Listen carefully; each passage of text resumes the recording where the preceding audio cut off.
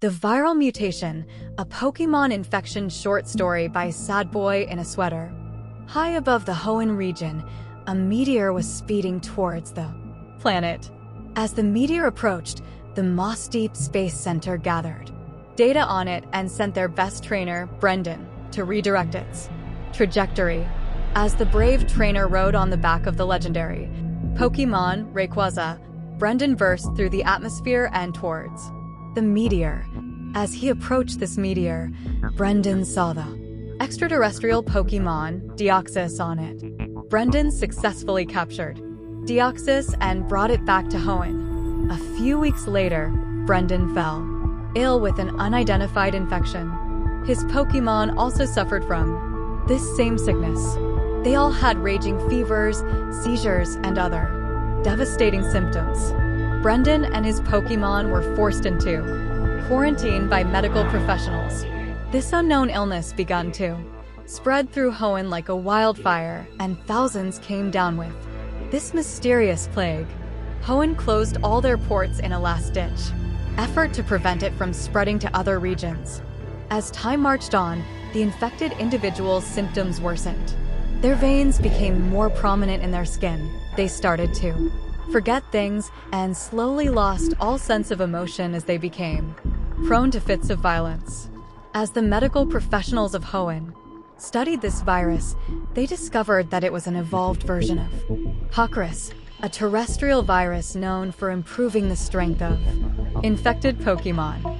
The symptoms of this extraterrestrial strain of Hoenn and the virus itself affected humans and Pokemon alike across the region, and a complete lockdown was now instated.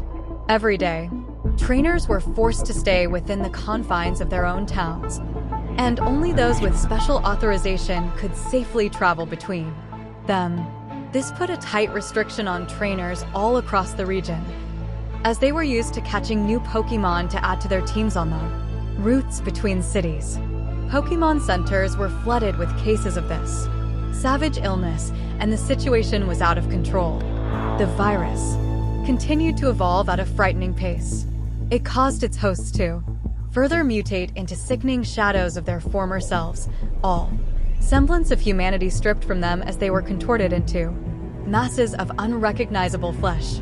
Brendan's Rayquaza was the only exception to this, as the legendary Pokemon regularly entered the upper atmosphere to eat meteors and falling space debris when it wasn't spending time at Sky Pillar, an ancient place on solid ground, where the legendary Sky Serpent could come down and rest.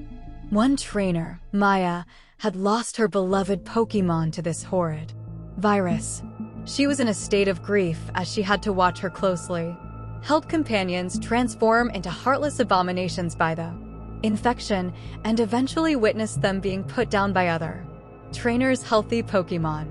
Maya's hometown is Dewford, but she found herself stuck in Slateport due to the lockdown. Her team at the time consisted of Pokemon she rented, a Zangoose, a Ninjask, and a Torkoal, just in case she found herself in a tight situation regarding the infected. It was common for trainers to rent Pokemon when they found themselves with none of their own to battle with. The three overlooked Pokemon were not the strongest, but Maya needed to work with what she had, as they were the only ones available and native to the Hoenn region. For the past several months, Maya has been staying in temporary accommodation in Slateport. The city had been going about business as usual despite the lockdown. Maya had heard whispers of an antidote being in the works, so she decided to sneak out of the city late at night. Sneaking out was not an easy task. Maya struggled to get over the sturdy blockade at the city's northern border. She decided that heading towards Rustboro City would be the best idea in order to reach Devon Corporation. After all, they created technology like the PokeNav and chambers to revive fossil Pokemon. They would have the resources to help discover an antidote. This trip would not be an easy one.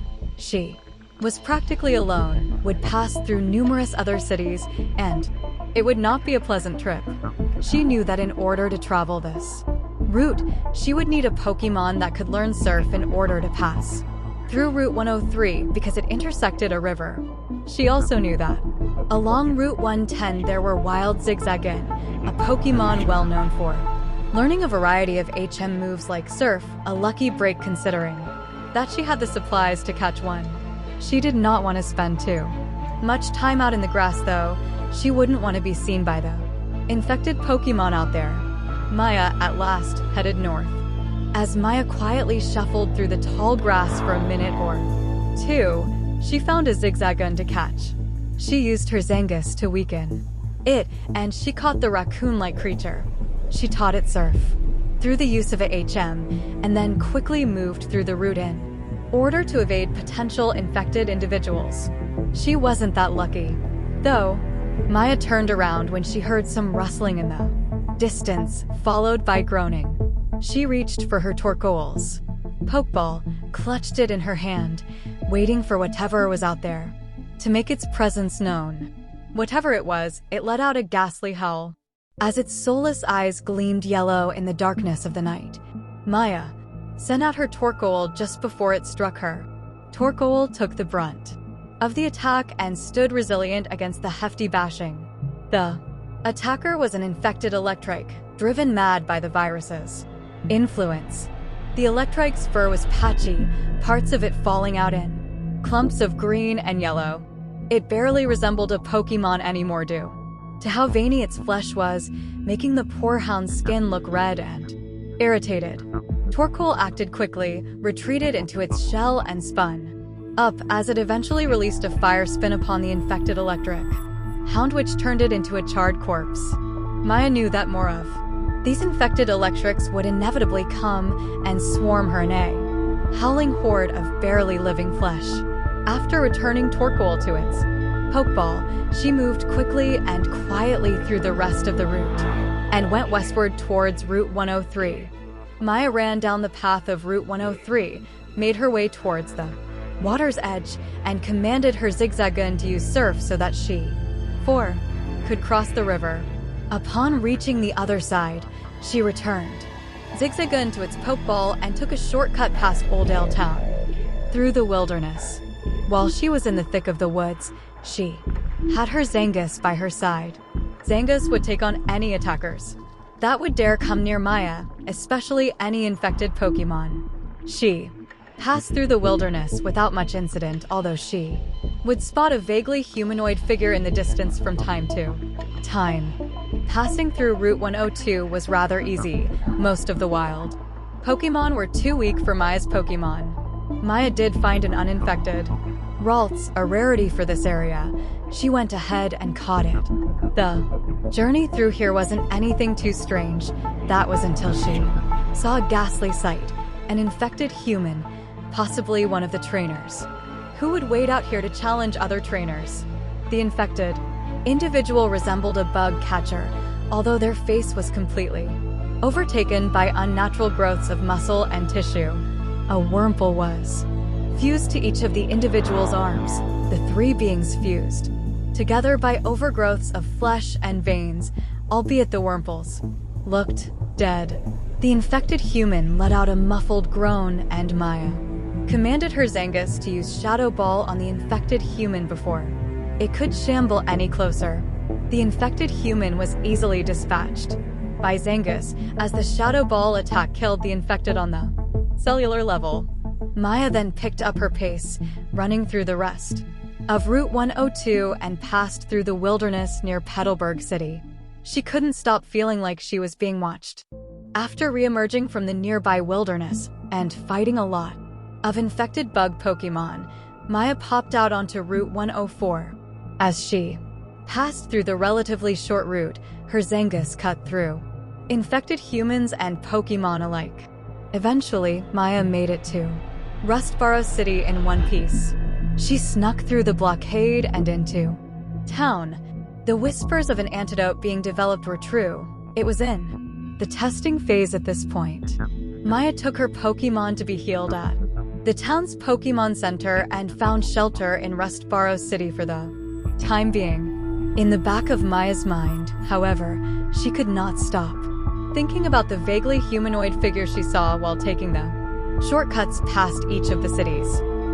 few weeks later, after training her team a bit, Maya went back towards Petalburg through the wilderness near Rustborough. Curious about the strange things she saw, she looked for and continued to follow the humanoid figure, which led her to Little Root Town.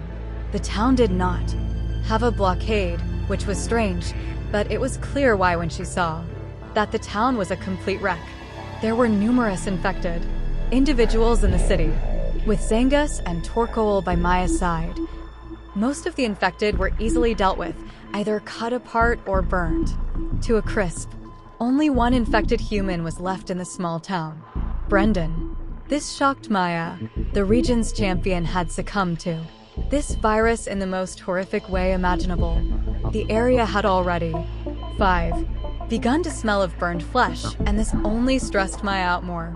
Brendan had been mutated almost beyond recognition. His face was overgrown with unorganized flesh. His veins were swollen.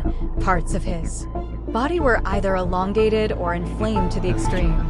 It barely resembled a living thing because his entire team of infected Pokemon were fused to him and each other with their flesh.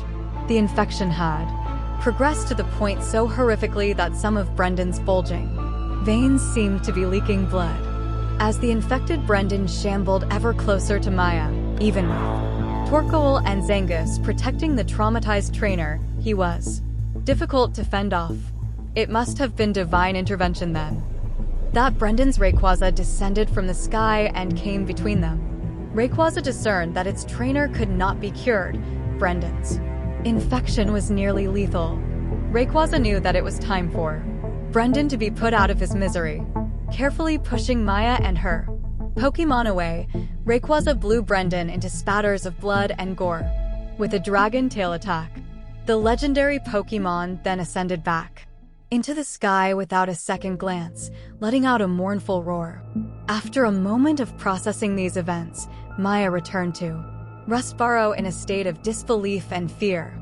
She stayed in Rustborough until the antidote was made readily available for the entire region, as well as preventative measures against a catastrophe like this from ever happening again.